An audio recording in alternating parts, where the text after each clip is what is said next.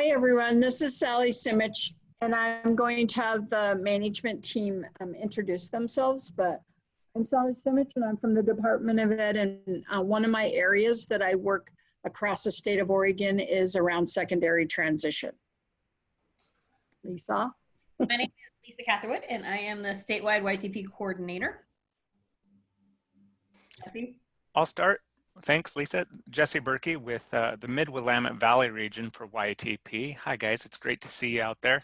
For those that have their cameras on, the region for Mid-Willamette Valley stretches from Woodburn to South Lane County. Hi, I'm Mary Jo Erickson, and I am a technical assistance provider also, and my region is Southern Oregon. Hi, I'm Terry Falkenstern, and I'm a technical assistant provider for Central and Eastern Oregon. Hello, my name is Garrett Wiebe. I'm a technical assistance provider for the Northwest region. And I'm Michelle Markle. I'm the technical assistance provider for Portland area. That includes Multnomah, Clackamas, Hood River, and North Wasco counties. We love seeing you guys today. Thanks for being here. So, I mean, I know we all are wishing that we were back at even St. Benedict's or back to Vernonia or even at the new site that was going to be in Salem. It was the 4-H center, right? Was it 4-H? No, it was 4-H. Yes. And so, but I'm hoping that all of you are out somewhere today enjoying the sunshine. I feel like the sun is shining in a lot of places. People are on the river, sitting in parks, but find some time to enjoy the great weather that we're having. And we're really excited that you're here with us for the next 90 minutes to just sit back, engage, and be a part of a discussion.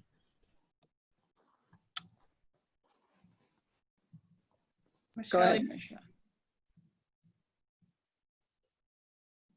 Michelle, you're muted. Who muted me? Just a quick reminder that we are saving the chat. And when we save that stuff, all the private chats are in that. So, and you know that we're recording, so. So my hope is that you're all well and safe and you're being able to manage your work from your homes since we all made that big shift.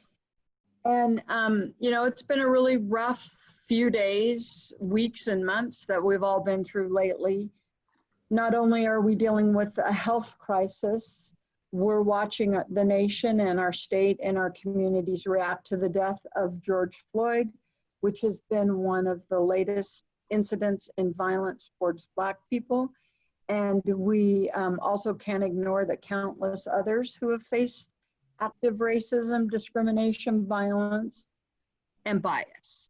I know that people are scared, confused, exhausted. Some people have no hope, and we don't know when all of this is going to end.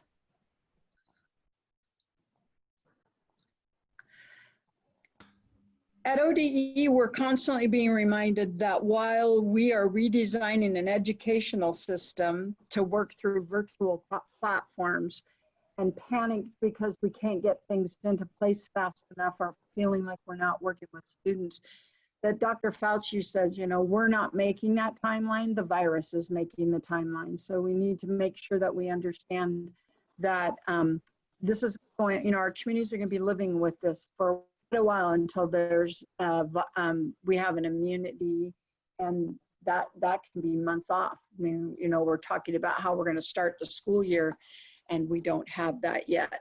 But the primary tools we do have is physical distancing and washing our hands. So please make sure that you're taking care of yourself and your family and others so that you're healthy when we actually get back to work, maybe like we were in the past. So there's been some big changes, and I know it's been a tremendous challenge for everyone, and I want to say thank you to all of you for the things that you've done to help support in the changes that your school districts have had to make, your schools have had to make, your classes, the students, everyone's making those changes, and we're all doing it at the same time. And that I think the flying the airplane and building it at the same time is a great way to think about what we're doing for education. But we've actually, shifted our operating response to the COVID pandemic, and we've changed our patterns of proximity. So school was all about connection with people, students, community, and we're now doing remote, lots of emails, lots of messages, lots of webinars.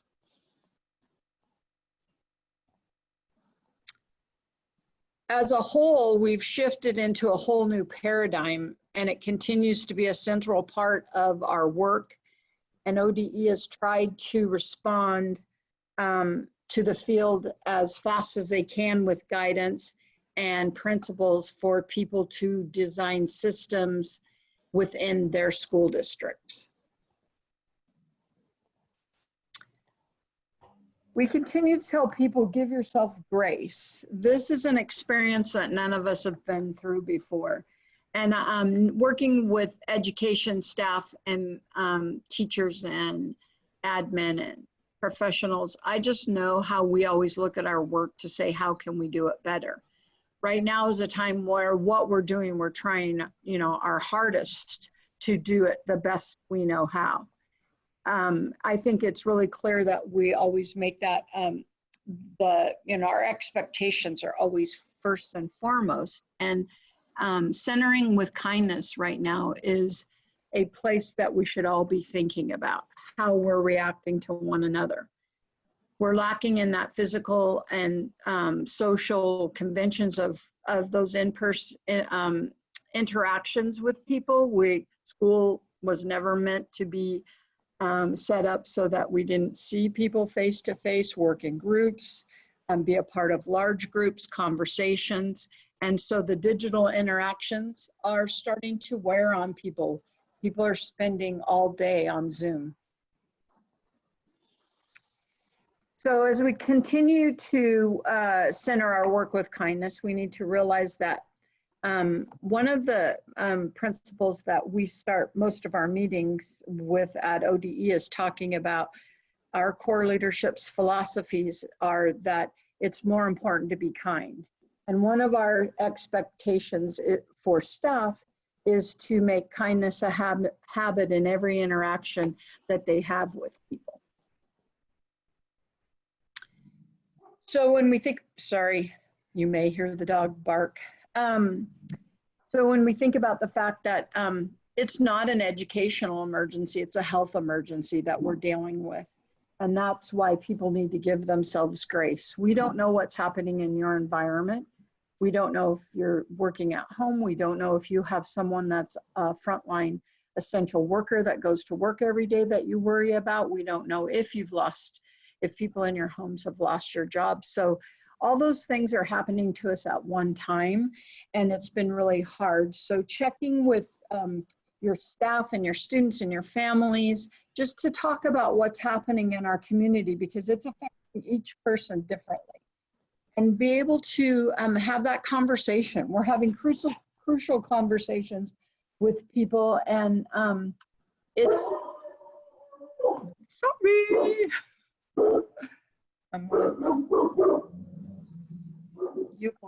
Excuse me for a minute. The realities of Zoom. A Zoom moment.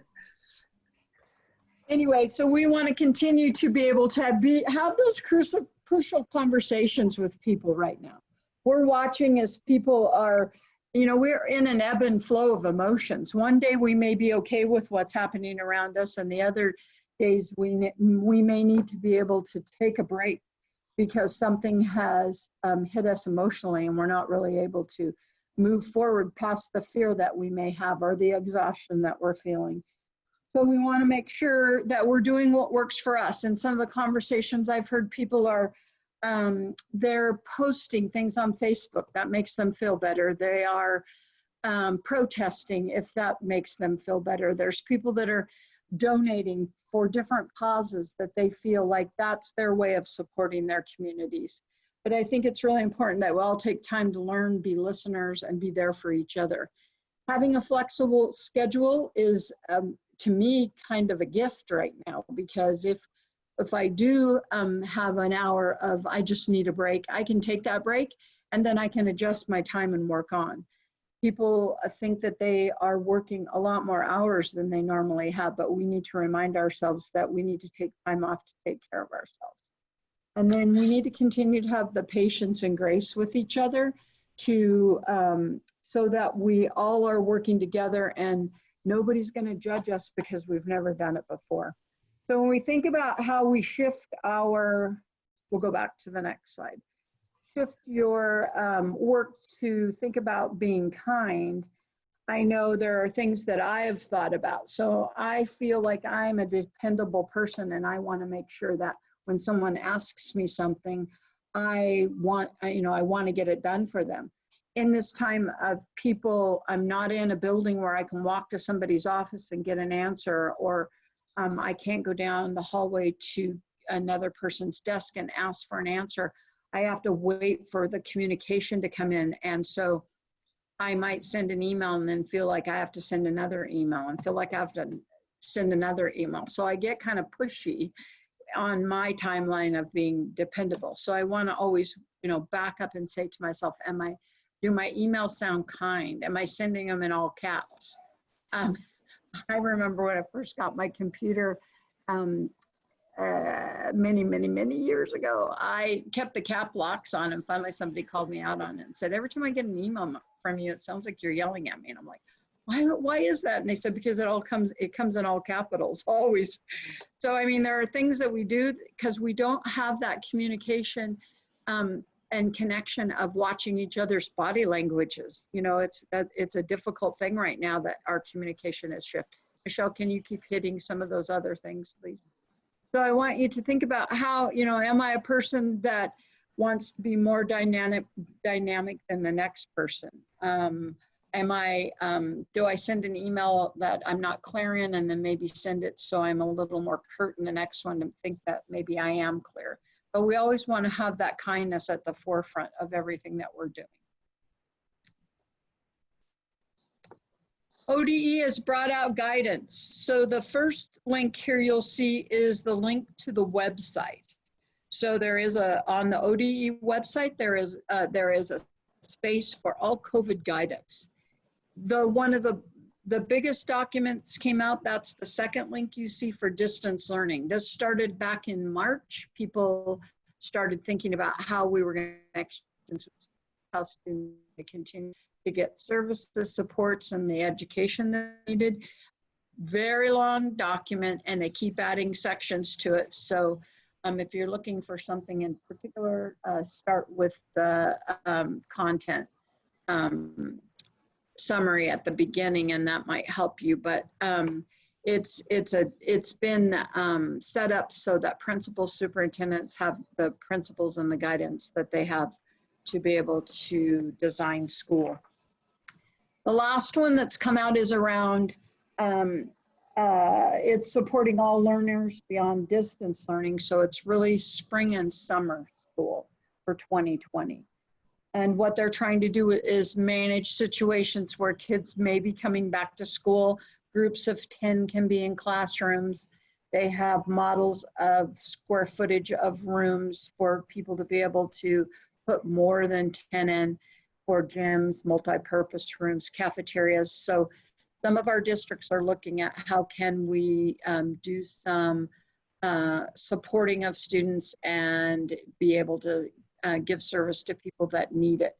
That's the last one. The next document that's going to come out, and there's a lot of different timelines that we've heard about, either June 8th or it's going to come out June 5th. So I've heard two different dates, but that one will help us more about how people are going to be able to develop a plan, and it'll be the guidance around what next year's school year will look like.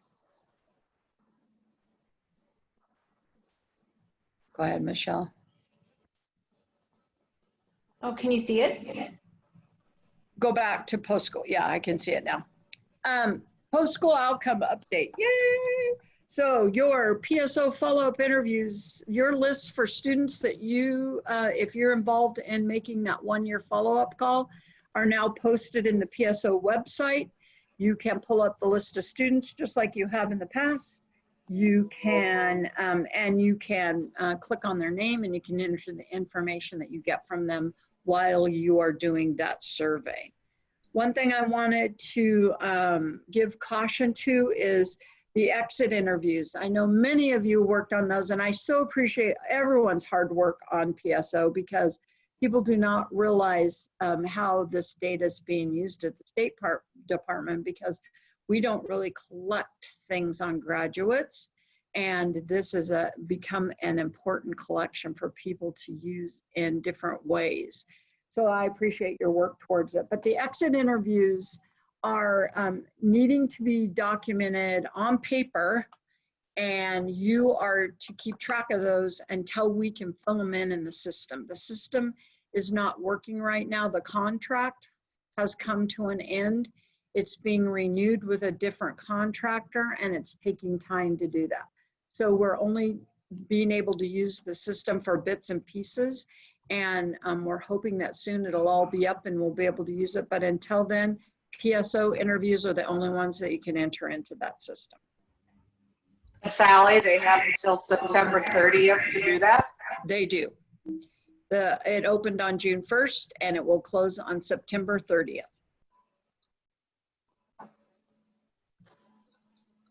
Sally, this is Deb Titus from Harney County. Hi. Hi. I will need to be, I've got to do the follow-up things, but I don't know how to access that. We have a new special ed director now, and I don't know if she knows. I guess I can call and see if she knows, but how do I access that information so I can turn it in? Who I need to be on? I'm on. Oh, never mind. My person is here. Okay. I have access to them, and I will get them for you, and we'll work on getting them in. All right. Okay, great. Sorry, Sally. Oh, no, that's all right. Sally, another question was, will it be, will administrators get this information emailed to them? So it has been posted on the PSO website dashboard. So when you open up that dashboard, it gives an update exactly of what I have here. Then it has also been posted in the SPRNI dashboard. So all special ed directors, and it's going to go out in a bulletin. So those are the three ways that we've been able to post it. YTP can post it also. Can you also talk about what people do for their exit interview permissions? So there, and I think most of the TAPs have sent out the guidance document for students with disabilities that I gave them, but that document was a guidance document that's posted to ODE, and on page 7, or page 8, question 7 gives you guidance on during COVID how you collect consent for exit interviews. So if you go back to that document and look at what the guidance is from the Department of Ed of how you collect those consents, but we would expect you to do the same thing for exits.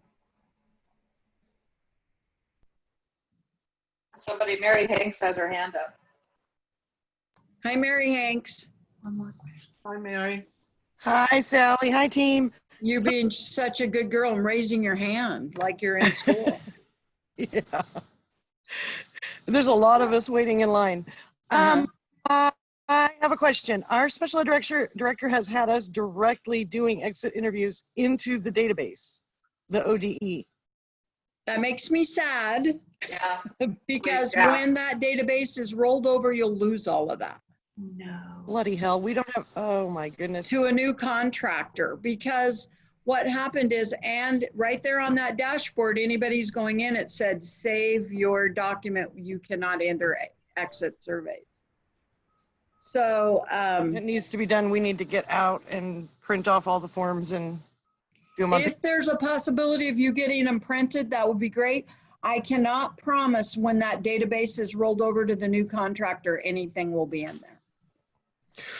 That's why we've had since April that it's been posted, please don't enter exit surveys. Yeah, we got that message and they said, yeah, you still need to do it and we have access, so just do it. You do have access, but that's why, But don't do it. that's why. Yeah, they missed that message. Don't do it. So I will be taking So- that message back. And remember, the exit survey is not mandatory, right? So the exit survey is basically a way for you to document, this is what the student was doing, and then when I called them a year later, this is what they're doing, and nothing matches up. And those are the questions I would start be thinking about my program. Like, what happened in my program that this student wasn't successful once they left? It also helps you collect contact information to make that phone call. So And if that's the you big have thing. that in your systems already, in your student information systems, some people say they do, that might be okay. You might not have the data that of the other things that you've asked. Yeah, but like we would usually get the postcards and be able to follow up that way, but that didn't happen. Yeah.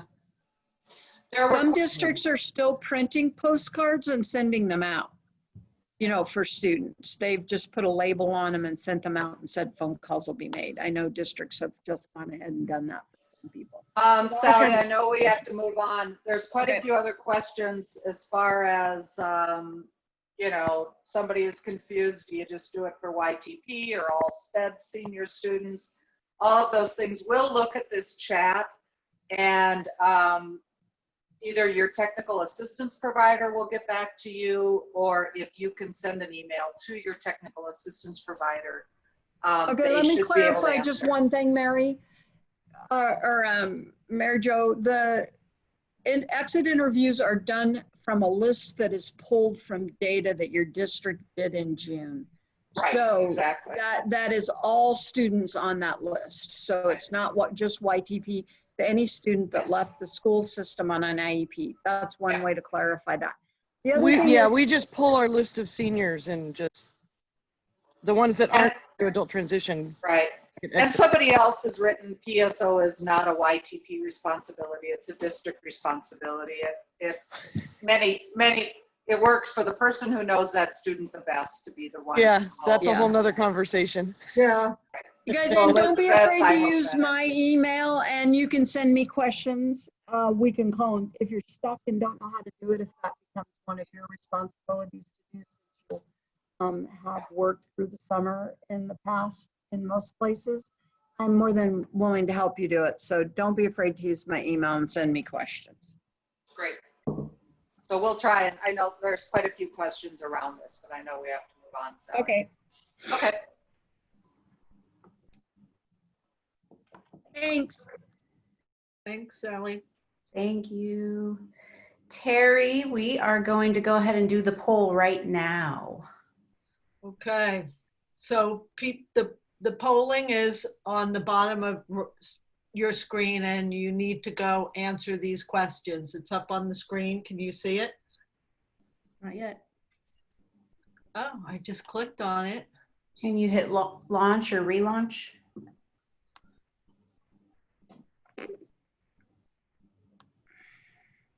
So we want you to do this poll. What were you doing in 1990?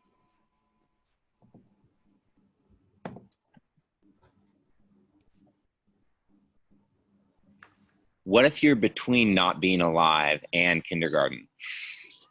Be creative. Pick one of them. I'm only a year off, so I'm going with not yet alive. Okay. Okay, I'm ready to end the poll. Everybody done?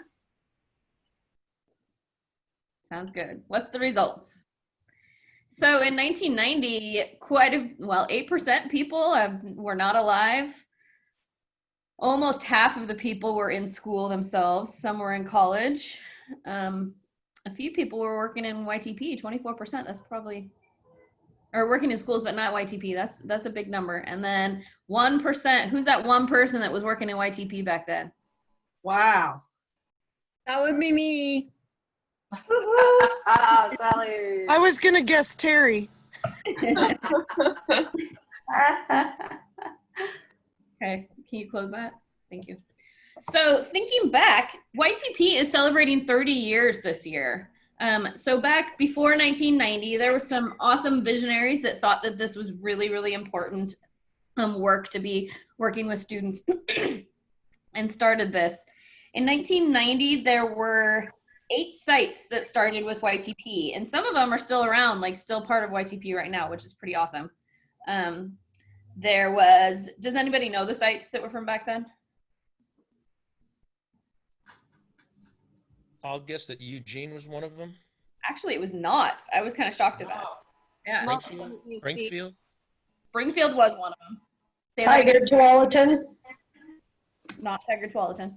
Salem? I think Westland Wilsonville was. Not the first year. Nope. Not No, the not first the year, first the year. second year. Yeah. Oh. Multnomah ESD? Multnomah, no, they were the second biennium. Portland School District? Salem School District? So I will tell you, there are some of them. There are Beaverton School District, Bend, Grants Pass, Hillsborough, North Clackamas, Redmond, Springfield, and Umatilla-Moro County.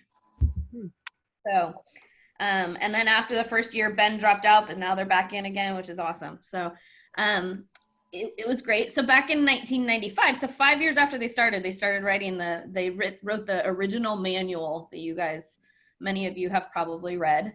And then in 2009, it was a pretty pivotal time. That's when evidence-based practices were happening with YTP, and I can't say the word today for whatever reason. Anyway, they used this information, our information from YTP, and based the data was based and showed that YTP and transition programs were a predictor of post-school success. So that's pretty awesome that our data has helped with national changes. In 2015, I'm sure a lot of you guys remember that we had a hard reset. That's also when the manual was kind of rewritten or updated. And we started increasing in a lot of sites. So, 2013, we had 41 sites, 2017, 61 sites, and now in 2019, we had 69 sites that are in YTP. And in 2020, we're celebrating our 30 year with a new manual that will be coming out, a new database. So that's pretty exciting, but still our goal is that we have YTP in every single school. But looking back over those 30 years, we've served over 30,000 students, thanks to your guys' work. So that's pretty awesome. I think I contribute a lot of success of YTP because of the continued relationships that we have with the school districts, with ODE, with U of O and VR, that we all focus on the students because that's really what's important, right? And then the partnerships that we all have with the different employers and the community. Next, Michelle. Already did that. Somebody, Lisa, Stacy. I saw it. So Lisa? it's in my next slide, Mary Jo. Hold on. No, okay. I was just what she said. It's in my next slide. Yeah. So looking back at 1990, with you guys, some of you guys in school, some of you guys not born, some of you working in school districts, there was a lot of stuff that was happening for people with disabilities. There was massive failures in schools, really low employment rates for people with disabilities. They were secluded in work and in school settings. This is really when the ADA was picking up. That's actually when the ADA was signed. And if you guys have not seen the movie Music Within, it's an awesome movie about Richard Pimentel and how he was one of the leading forces to get the ADA signed and enact to help people with disabilities. So it's a great movie if you guys want to watch that. Anyway, this was an era when YTP came about because we wanted to help students, and a lot of that data also influenced IDEA, and then also, like I said before, it helped with the transition practices nationally.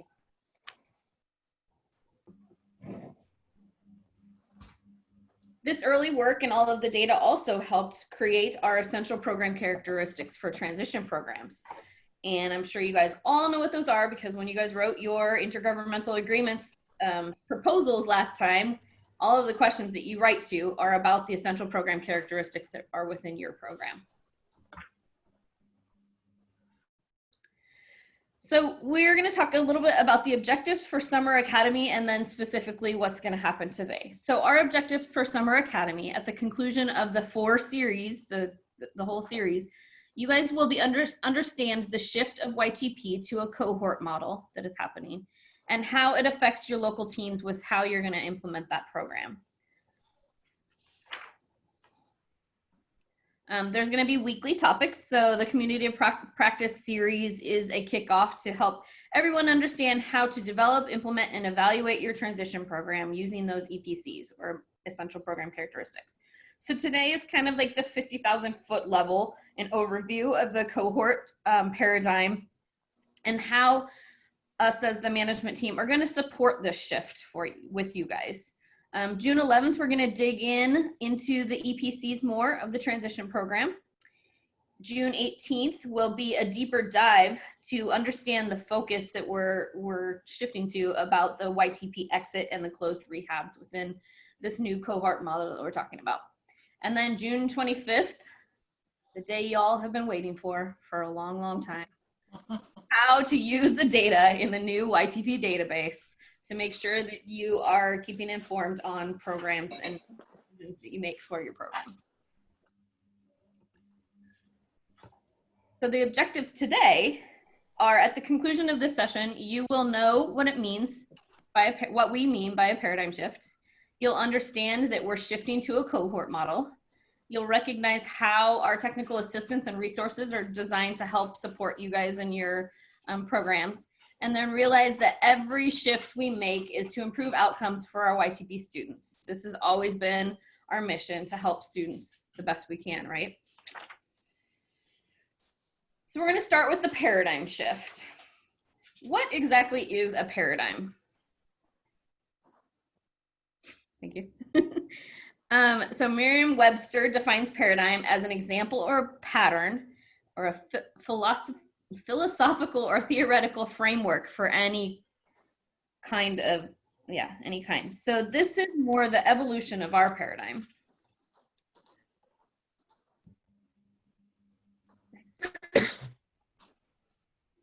Michelle, next. Thank you. Paradigm shift. A paradigm shift is a change from one way of thinking to another way of thinking. So what are some examples of paradigm shifts that you guys have experienced, either personally or professionally?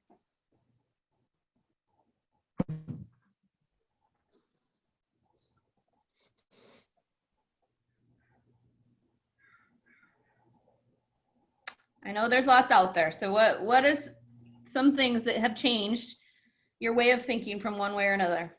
Amy Johnson says COVID and education, those have changed. Shifting online teaching. Shifting from being in-person teaching to online teaching.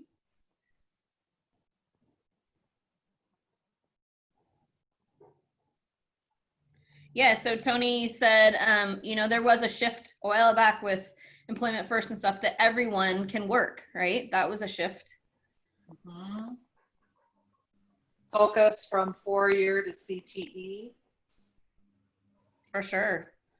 Focusing on not everybody is going to go to a 4-year school. They might be going to trades or certificate programs, right?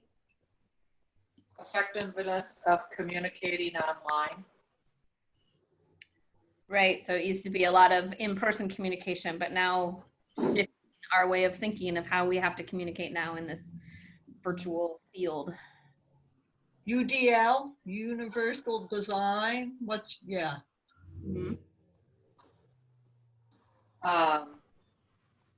Only having a cell phone, personally becoming a parent. I see a lot of potential to link my ability.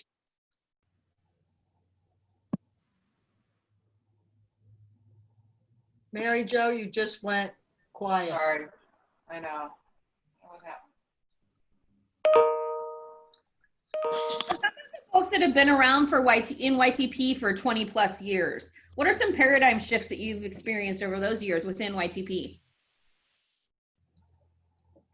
I mentioned a few of them on the first slide when we were doing the timeline, but what are some?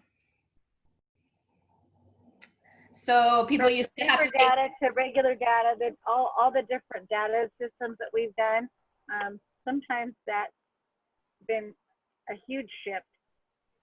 for sure. So I guess it used to start with paper form data, and then there was a YTP database. Now there's a PREETS database on top of that. And sometimes the paper data was much easier. I think we've also done a good job of collaborating and breaking down silos from ODE to DD services to the school districts. In the old days, it was like a handing of the baton between DD services and YTP, and now it's much more collaborative and a true transition, I feel like. Yeah. Yep. There's this one I thought was great, shift to response to intervention and data-driven response to students needing more supports in education. That's true. We're really looking at the data and seeing where we should go from there. Right. Big shift in technology for us and students, expanded our YTP sites within school districts.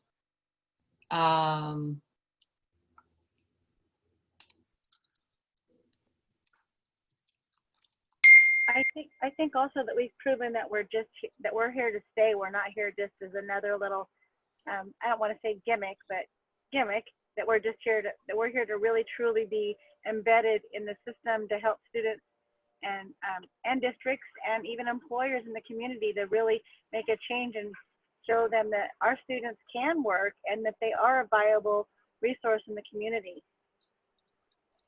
For sure, that's a great way. I mean, and that data and evidence shows that this is beneficial program to keep it around, so it isn't just a gimmick, right? I think one of the other bigger ones that I've thought about, if you think about back to St. Benedict's the last year, I think it was that we were there, we really shifted to, like Summer Academy being teams that have to come and really focusing on that teamwork rather than just the transition specialist, going about it by themselves. So really having that team of the VRC, the special ed or general ed teacher, the admin, and the transition specialist teaming together. Okay. So we've got some big news that's coming up. So I want you guys to stop and think about what the 2-year biennium that we're in right now.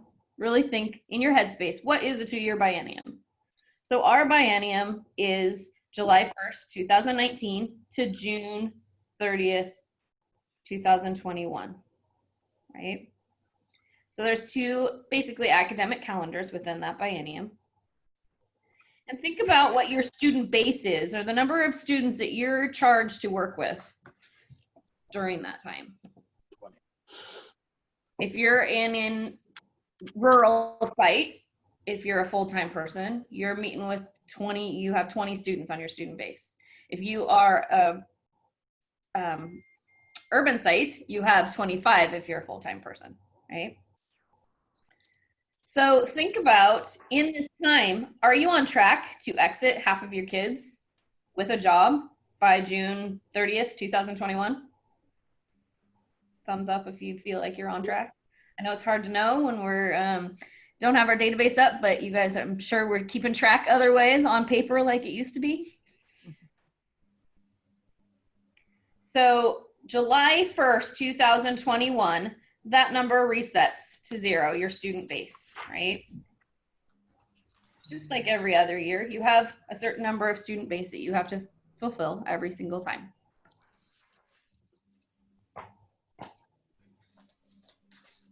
So we want to acknowledge that some of this change may cause some anxiety. Everybody's worried, like Sally was saying, about furloughs, layoffs, the civil unrest that's happening. Some people might be worried about their current grant, their numbers, but we're all in this together. And programmatically, we want everyone to understand that come July 1st, 2021, a new student base will be coming your way.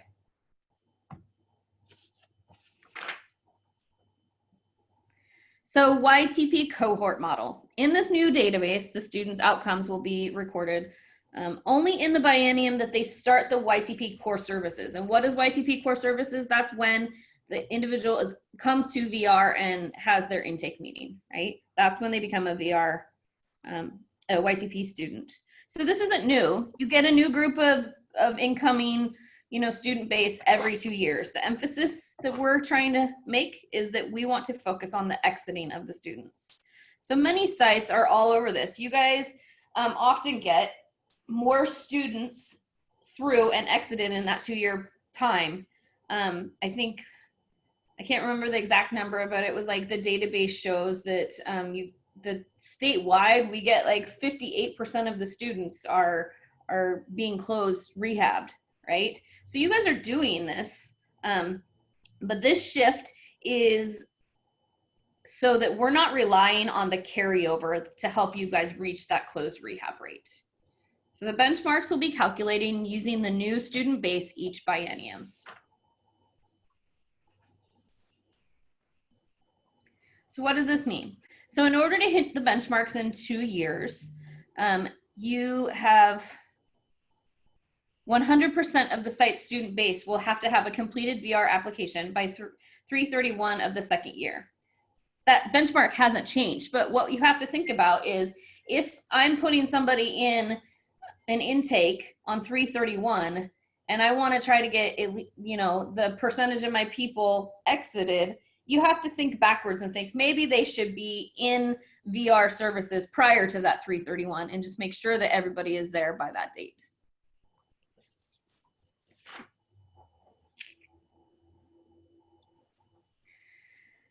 So the next step in the process is that we have the IPEs completed. Everyone knows that once you come into VR, then we have about 60 days for eligibility. Sometimes it's less, sometimes it's more, but it's supposed to be 60 days, and then 90 days to make a plan. So thinking back and trying to track that so that you have 70% of your student base in that biennium in plans by March 31st of the second year of the biennium.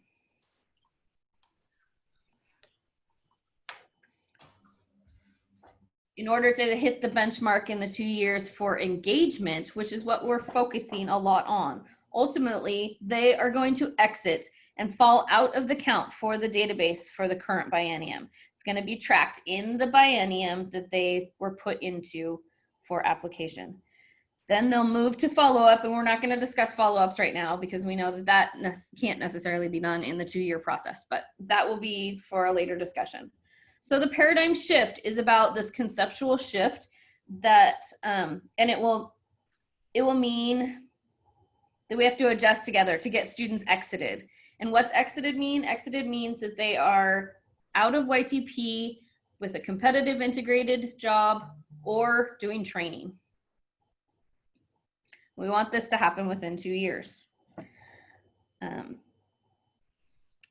then we also are looking at the closed rehab rates. So like I said before, statewide, we're exceeding this amount right now, which is awesome. I mean, that's what VR wants to see, is that students are getting jobs and closing rehab, right?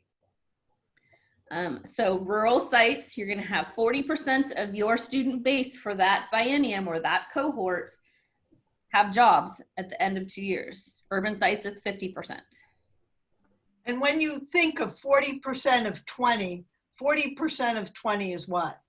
8, right?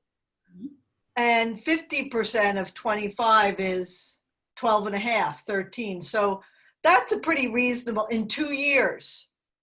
Right. But you also have to think closed rehab means that they're closing in a competitive integrated job and they're working for at least 90 days and are stable in that job. And the VR counselor has decided that with the team that they are stable and ready to be closed, right? So that's another timeline. You have to kind of think backwards and try to figure out when the best time is to bring them in. Not necessarily what, Mary Jo?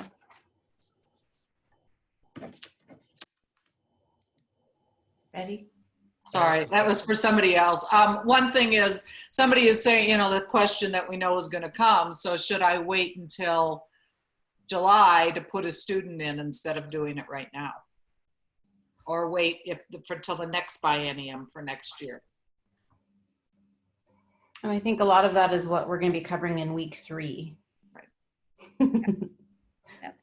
So remember, this is like the 50,000 foot level, and we will dive deeper into this stuff and probably answer some more of those questions that you guys are asking.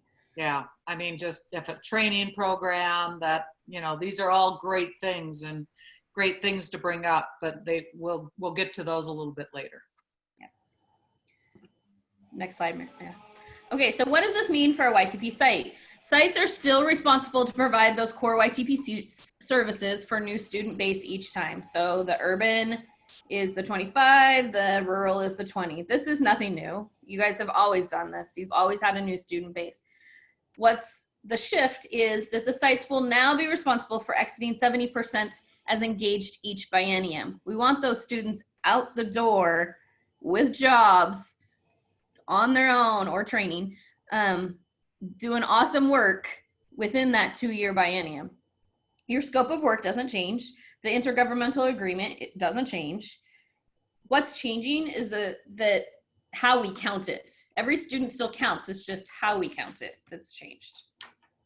So another way to put this is, in 1990 to 2020, the thought process was, with my carryovers, I need to add 12 students to this biennium.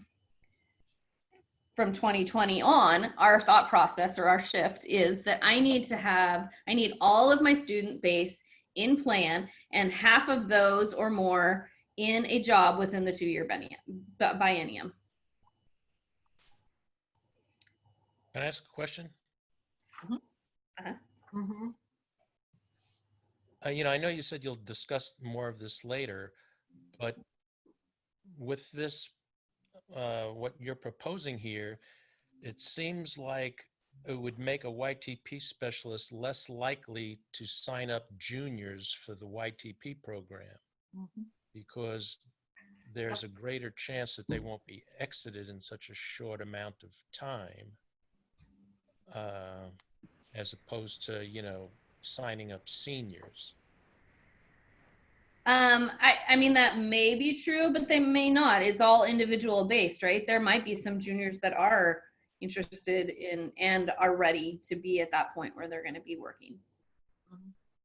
I was thinking more about the freshmen going into sophomore year where you have a harder time at the age of 15, they can't find a job and it takes a little longer.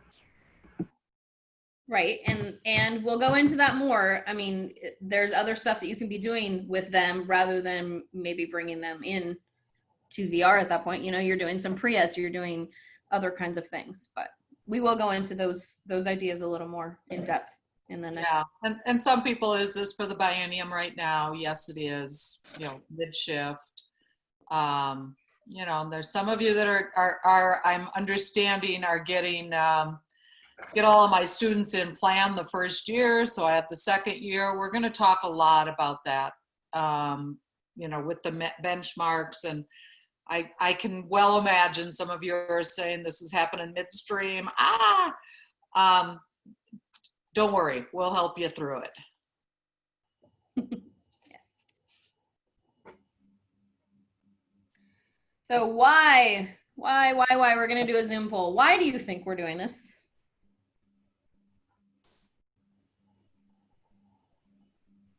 Ooh. You need an answer? I cannot get the poll.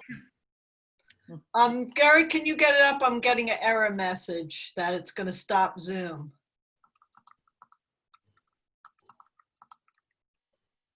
Oh, there it is. There we go. Why do you think that we're doing this?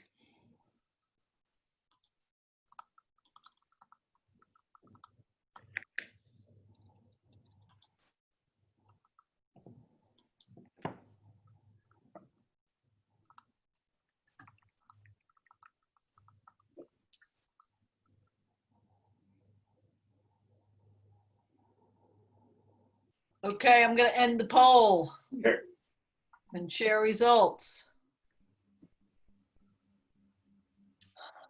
Okay, so a pretty high percentage is because the shift in VR brought about by WIOA. I mean, WIOA does focus on students, so that is a little bit of it. Can you go down a little? Can you scroll down on that? Because I can read it. I can't. Oh yeah, can you see it now?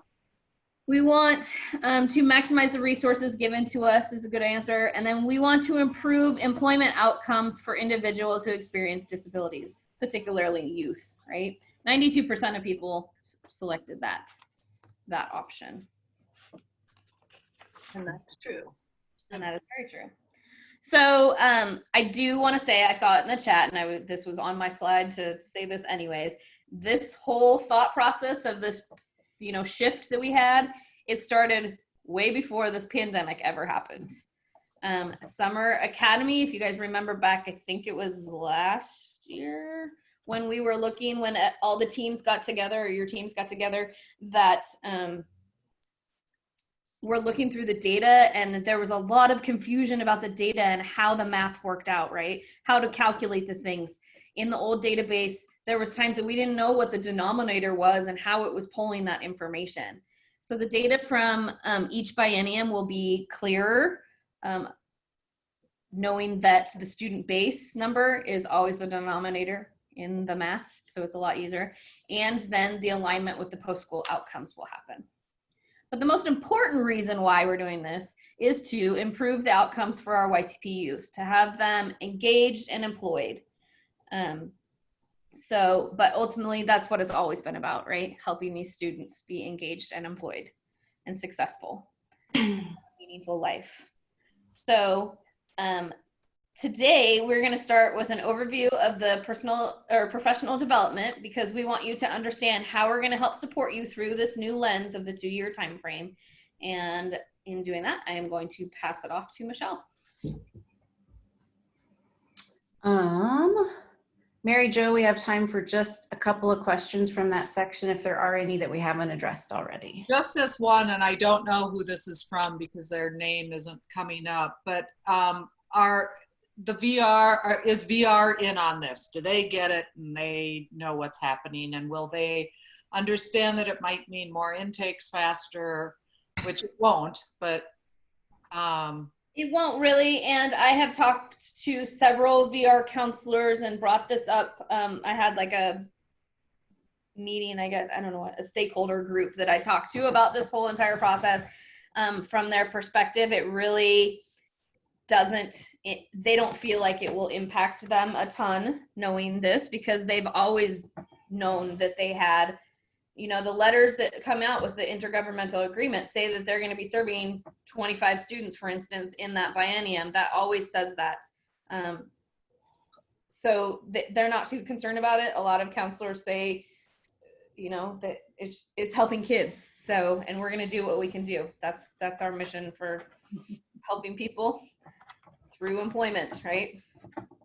And we are, I'm trying to say, I've said in the chat, and please read through the chat, making some comments in there.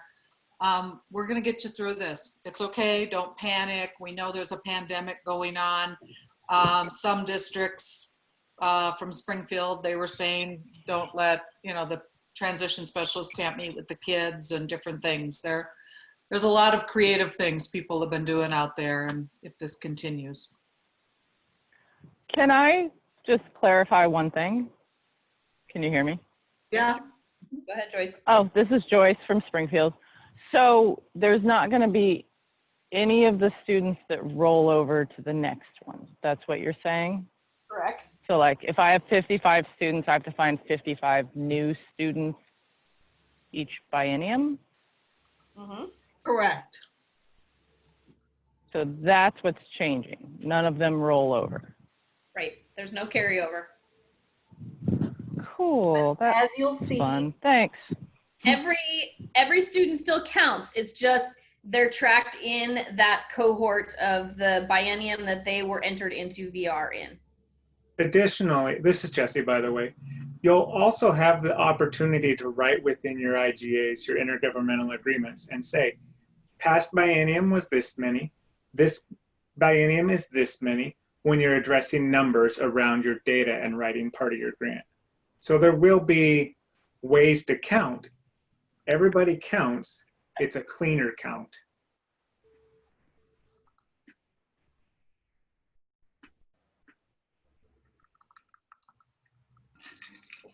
Are we ready?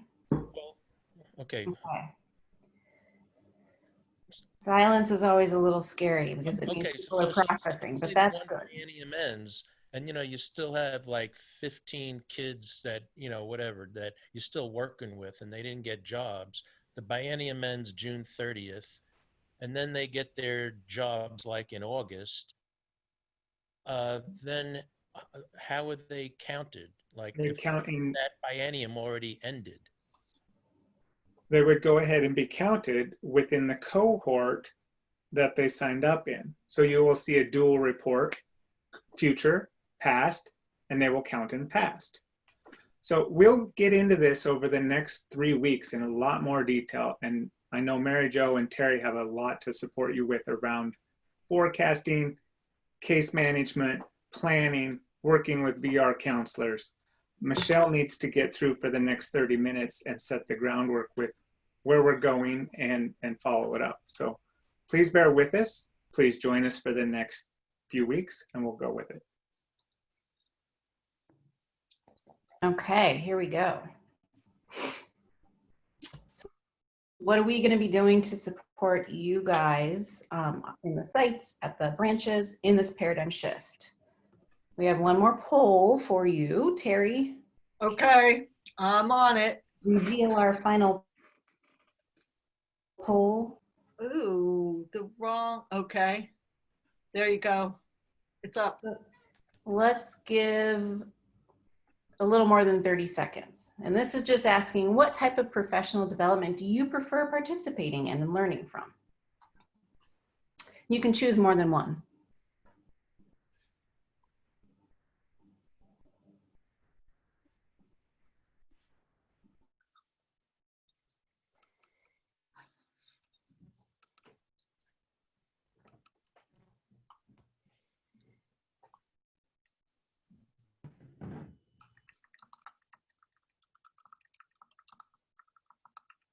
Okay, people are still answering, so I'll give it another 2. There we go. I'm going to end the poll. Share results. Okay, so this is new for all of us doing the virtual thing, right? Usually right now we're camping. We're really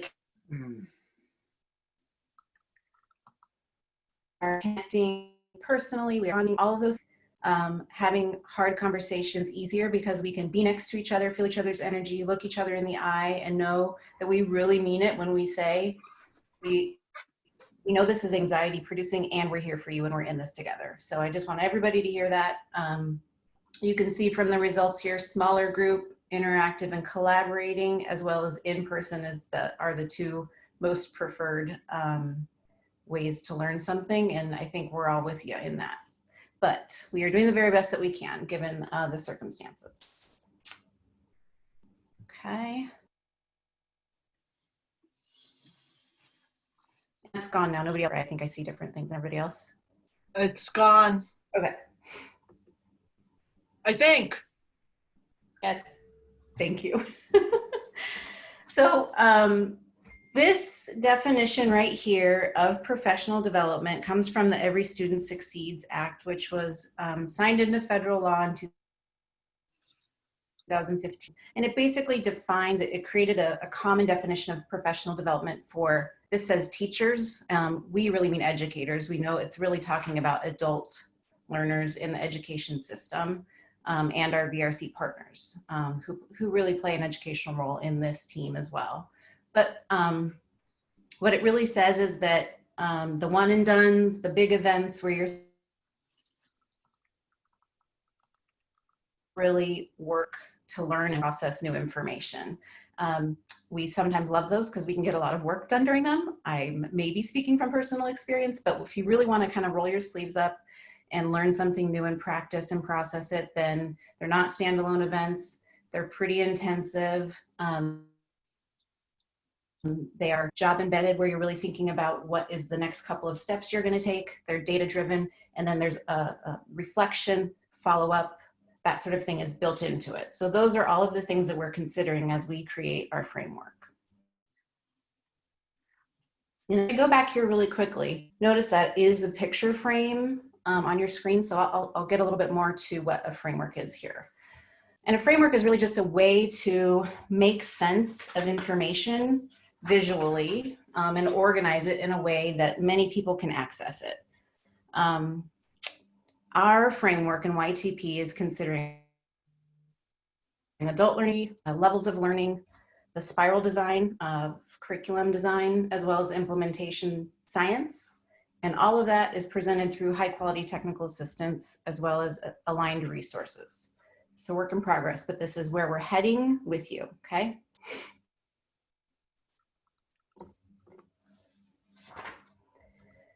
I'm not sure most people realize this, but we organize our technical assistance in tiers. So the green part of the triangle is tier 1, and that's everybody. So that's our large events, Summer Academy, regionals, new site, new staff sometimes, the big OSTC. These are the things where we want everybody there, and that's our audience when we create those. That's why we ask administrators to be there, VRCs, the core teacher, because that's when our little team is able to hit all of the schools in the most comprehensive way. Tier 2 is some people, and so those are our little smaller events. That's like consortium meetings and our community. No, not everybody's going to be able to make those because they are more frequent. The topics are a little bit more personalized or regional. And then we also have tier 3, and the tier 3 is our site visits. Tier 3 is when we're going to be looking at your data from the new database together, have kid conversations, talk about family struggles, staff specific cases, and we're always going to be building reflection into that. So that we're saying, what are we doing? What's working? What do we need to change? What do we want to try? What do we want to play with? And how are we assuring that our technical assistance is top notch? Well, what we're doing is we're thinking a lot about how adult learning works. This is called adult learning theory, essentially. And most of that talks about how when we're babies, our brains are just open, they're wide open. You know, we're learning from smells and touch and all these different developmental. The more time we spend on Earth and the more that we experience, we sort of shift our brains a little bit. So we have, just like a computer, we have RAM and we have storage. And our RAM is our working memory, our multitasking, our doing, and our storage is our recall. And sometimes we struggle a little bit more with recall and remembering things as we spend more time on this earth. So what we know about that is that really, in order for things to stick and for learning to get more and more complex and deeper, we need to take in smaller amounts of information and we need to play with it a lot more. And by that, I just mean process it, question it, learn from trial and error, use exploration.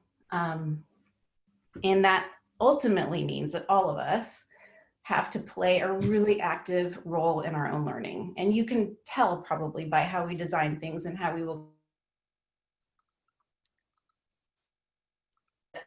We facilitate the net connections, facilitating mentorship, the things that we do together when we say, let's try it. What would happen if we do this together? You know, those things actually, the research shows that that's how adult brains work. And so we'll be continuing to do that as well. We are also thinking about levels of learning. And Bloom's taxonomy is just one visual representation of this. Some people think of Costa's, other different things. So what this basically says is that at the very basic level, remembering, recall, understanding are the first steps to learning new information and new content. And right now, you know, think about you in your new job when you were a new transition specialist. Just kind of like all of this information that came to you. Really, the first steps are, what am I doing? What is my job? How can I describe this to other people? How am I supposed to get to, you know, you're looking at all these amazing sites. How am I ever going to get there? What I want to say to you is that this progression, what we understand is it takes years. It takes years to get. So you start with remembering, understanding, recall, being able to say what you do and describe it as a job. Then you move to applying it. And there's a lot of trial and error there. That's your processing and your playing with information. Even more complex is creating new ideas. Saying like, okay, I've looked, I've tried what other people are doing. I want to try something on my own. Analyzing how that thing you've tried on your own is working versus the other people's ideas. And then finally, the highest level of learning, the most complex, is to be able to look at your own work, look at other people's work, and evaluate it honestly and say, is this working? Who's it working for? If it isn't working for who I want it to work for, what can I do different? Where are my resources? How can I help? That's the most complex level of learning. That is super neat and tidy and very linear. And I'm sure many of you realize that YTP is not always tidy and linear. So there's something out there called the spiral theory of design in curriculum and professional development design. And it's evolved. So ideologically, people thought that learning was fact and rational. Over time, it has been recognized that it isn't quite so linear. So what we're adopting in YTP is this spiral design. And let me tell you a little bit more about it on the next page. So what this means is in that very first year, you are going to learn a little bit about a lot of stuff. It's going to be overwhelming. But every single year as we spiral, you go deeper in certain areas. Every single year, you might be bringing another person along to make your team stronger. And so what the spiral design does is it really intentionally builds in revisiting of concepts and reflection so that we look in the mirror and say, is what I'm doing working, and how differently if at all? Okay, so that's just really intentionally built into all this. And we do recognize that in the very same year for some people, the learning is going to be surface because they're going to top out, you know, with that funnel. If you think about it, there's just too much newness and it's not all going to fit in. And for other people who've been doing this for a while, that learning is going to go much, much deeper, and that's okay. The other thing that we're thinking a lot about is implementation science, and that asserts, you know, through many, many years of studying when initiatives and they stay, like YTP has been around 30 years. There's recognition that it's going to take at least, at a minimum, 4 years to 2 biennia to move from this exploratory place to implementation at many levels. So transition specialist understands what's going on, VRC understands what's going on, level understands what's going on, the district, the state. So 4 years is the very minimum for that. And so much contributes to that.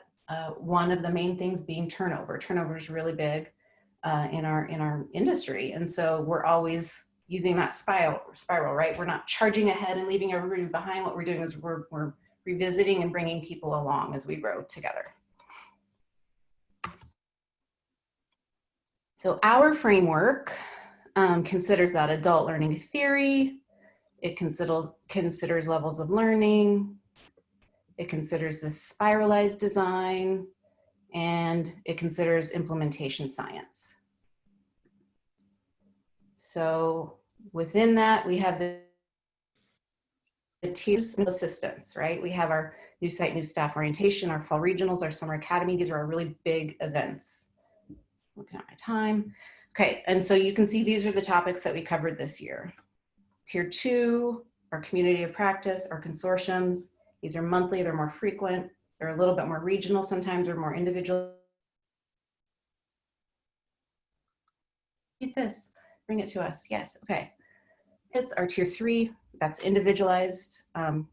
Those are usually actually not more frequent. The community of practice are the most frequent because this would just be too time intensive. And so what we want to do when we're with you in your sites is make good use of that time, reviewing your site data, celebrating what's working. There's so much amazing innovation happening in every single one of our sites. And then we want to provide you individual coaching and help you problem solve whatever you might.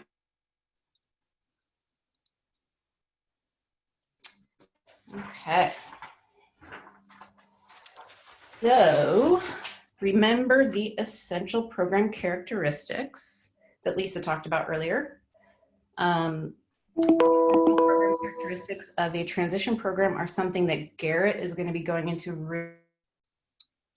really deeply. And what is wonderful about them is just basically there are characteristics that we know no matter where you are, no matter what transition type program you're building, these are the things that improve outcomes for youth. And so what we're going to be doing is aligning our resources with those characteristics. We call them EPCs for short. So I just want to give you guys a little preview of our vision for how all of this is going to align. So we're talking about the manual. We are in the middle of this manual revision. And what we want, our vision for this is for all of the content to align with the EPCs. We want to be able to be using a consistent methodology that brings teams from that foundational level. So it's differentiated is basically what I'm talking about here. From foundation through to innovation. And that we want to build in tools for self-reflection and prompts for collection of evidence that inform your next YTP application. So what we're picturing is the time that we spend together, the tools that are available within the manual, as well as on the website, help you build your very next YTP application. Our vision for the website is that the content is a little more streamlined and then searchable in a way that's meaningful for us. And we want the modules also to align with the EPCs as well as our PD framework. And we want our resources to be able to support sites from like that initial growing stage, knowing and stuff, all the way through to evaluating themselves and evaluating others. And then our free new database is actually really exciting. I know that the cohort model concept and paradigm is kind of terrifying. I get that totally, but when you guys see this at the end of the month, when Jesse's talking about it, and you see that the cohorts and the buckets that we're talking about, I think the lights will go off. We didn't go into it today because we want you to be anxiously anticipating and show up at every single one of the sessions.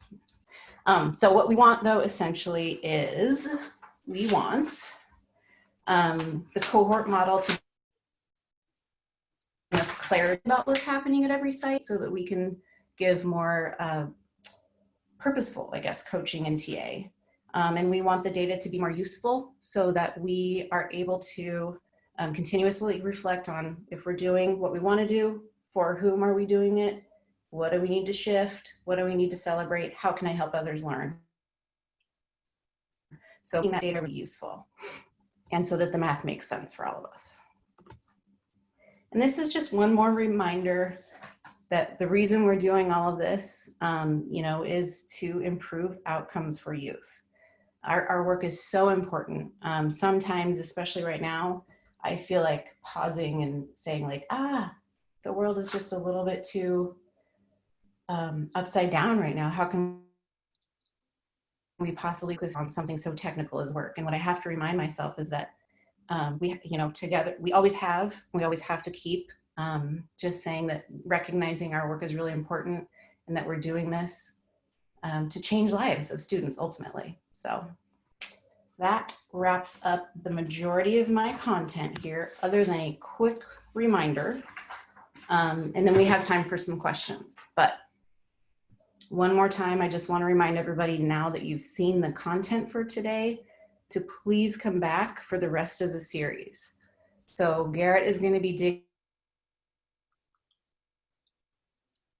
essential program. I mean, nobody's on this one to be doing the majority of talking. So Garrett's going to be, we're all going to be looking together at essential program characteristics of a transition program next week on June 11th. And then led by Terry and Mary Jo on the 18th, we're going to be looking much more closely at how the cohort model affects your work, like on the ground level in schools with your local teams. And then on the 25th, Jeff take us through the new database. And then you'll have access to the base and we'll spend some time together making sure everybody gets all of this biennium's information in there, and that'll be throughout the summer in the next several months. Okay. All I got for you. Do we have any questions, Mary Jo? I was typing, so I muted myself. We've been having a lot of questions. Why are we doing this mid-biennium?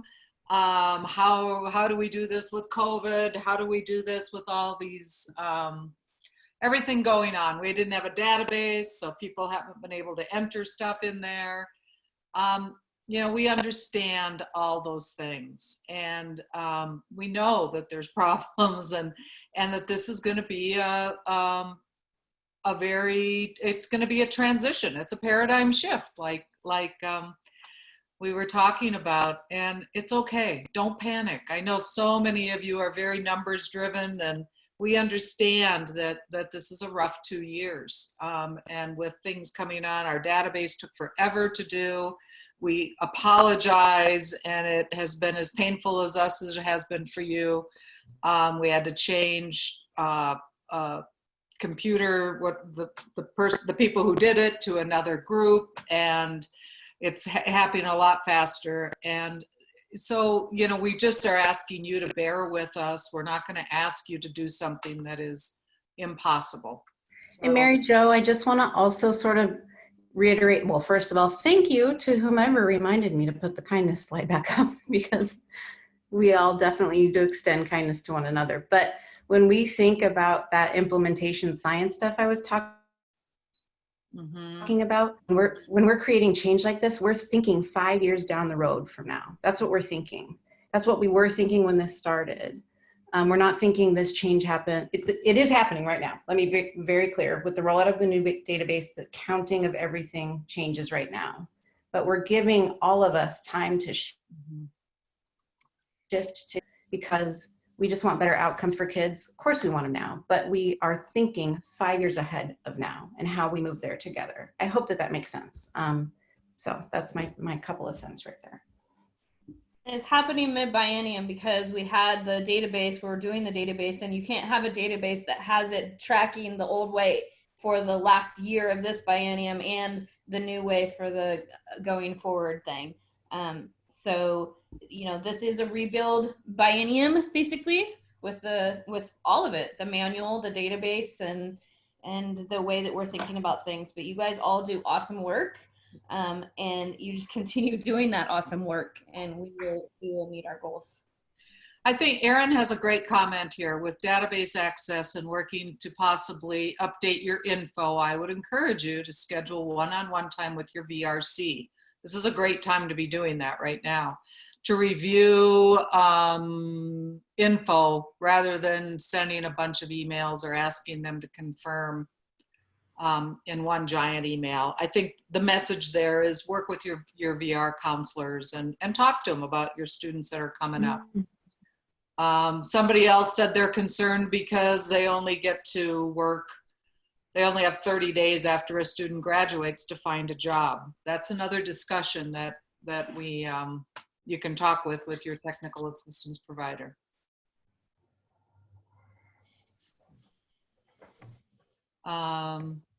This is tough to hear and process, but as a team, we will get through it and make it. Thanks, Shalana. We're hoping that you will all see that and bear with us, and we get it. That's why we keep in close touch with you. We know what you're doing. We ask you about students and intakes and talk to VRCs. We know you're all working really hard, really, really hard. And I think one thing that I didn't put up here, but is coming in my brain right now, is just that we also listen. We want to hear from you. You guys are the ones in the field right now. And so that's all a part of this too, that reflection, that is us also reflecting on the feedback you're giving us, on the questions you have, on the impacts you share with us, on how we can adjust and shift, how we can communicate about this. All of those things play a part of it. So we're spiraling together. Love the spiral. I do. And I think this is a practice year in a way. The database came earlier than any of us expected, the cohort. We were expecting it for next biennium. I know we've talked to people about it. So, and you know, it's a time to learn how to manage that and how to manage your time and your team and work with your team so you can focus on the outcomes. Yeah, Pam Crutcher, who's been around for a long time and has seen things happen. One thing, she's wondering if VR, and Lisa, you can talk about this to calm people's fears if they're talking about order of selection. I have not heard any conversation about order of selection. And as for YTP grants, we are mid-biennium. There's no changes to the, for the admins that are on here, there's no changes to the budget stuff for the upcoming year. It is whatever has been written into the grant. So no worries about losing their money. Your site, whatnot, you can always email me and I will get back to you ASAP. This is good, Jesse. Chat about it. Trying to get unmuted there. Thanks, Mary Jo. Well, I saw a comment somewhere in the chat about, hey, this last year we've been without a database. And then Aaron made his great point about, hey, it's good to schedule time with your VR counselors right now. Zooming, one-on-one, whatever you have to do. Before the database goes live in 3 weeks, you can get caught up with this Excel document. And I popped the link right into the chat there. Something we used last fall regionals we gave out. If you were fairly new, we said, use this, track your kids on it. You'll know where you're at, and it'll help you get ready to do some of that data entry and be caught up. Many of you are new sites, new staff. There are essentially no changes for you, and it's always business as usual. So that probably will alleviate some stress out there, at least if you're new. You'll finally have a place to record information. Again, we know it's not easy. We are adapting, we're shifting, and we're all doing our best to bring you some high quality tools and presentations this summer through Summer Academy and to get us ready for fall. So with that, reach out to us, let us know if you have any questions, and we'll go from there. And we'll see you next Thursday. Thanks, everybody. And we are going to go over this chat, everybody. So we'll look at it. Some of the questions that weren't answered, you can touch base with your technical assistance provider, or they will reach out to you from the chat to calm your fears or talk about other concerns that you have. Mm-hmm.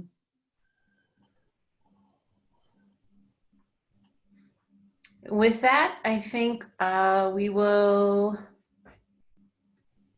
end the meeting. Thank you. Okay. Oh. Thank you. Bye-bye. Thanks, everybody. Everybody. See you next Thursday. Miss ya. Yeah, good to see people. Bye. So no community of practice, right? This is the community of practice.